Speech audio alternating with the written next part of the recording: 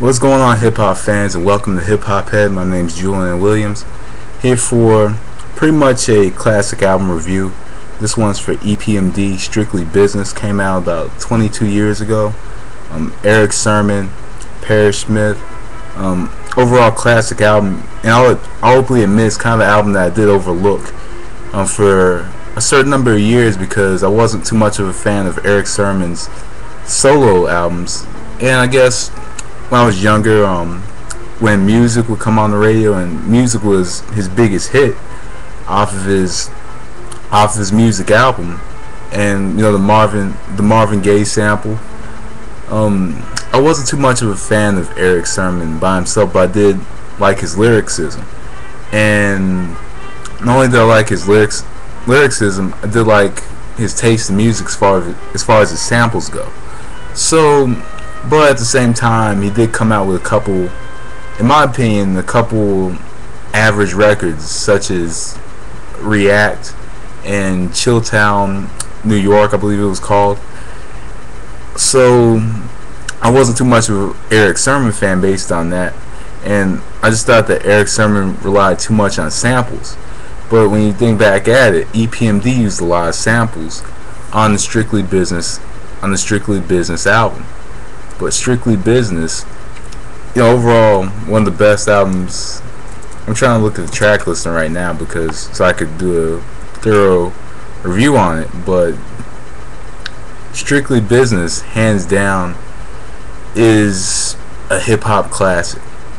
Hands down, because one, the samples were used correctly, and two, the lyrics were on point the whole entire record.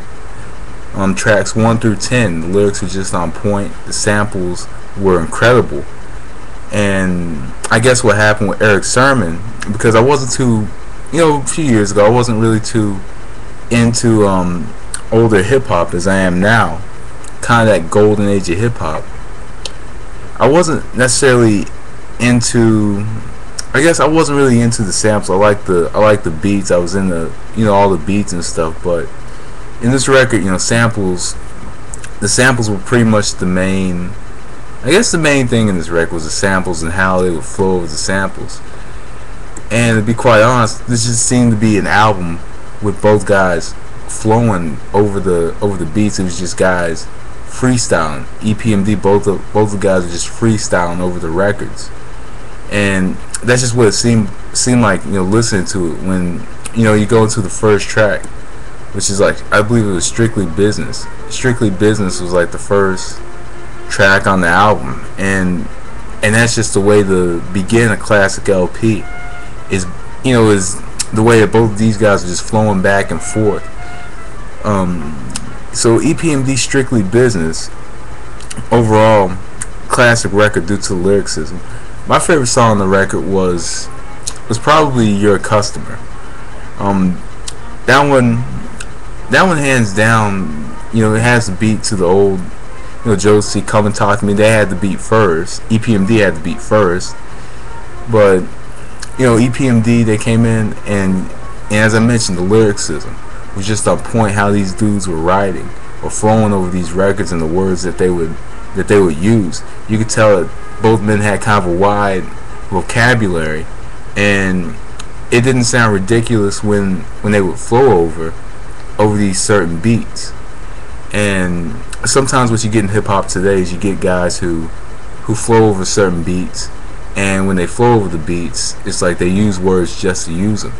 But on Strictly Business and in older hip hop, people were able to use big words, but they would use them in the right context, and that's something that I like about this record, that they were using, and pretty much older hip hop, is they were using words that a lot of people didn't really know the meaning to, or using specific punchlines, and the punchlines just sounded great with the record, and they would go hand in hand with the lyrics that were used.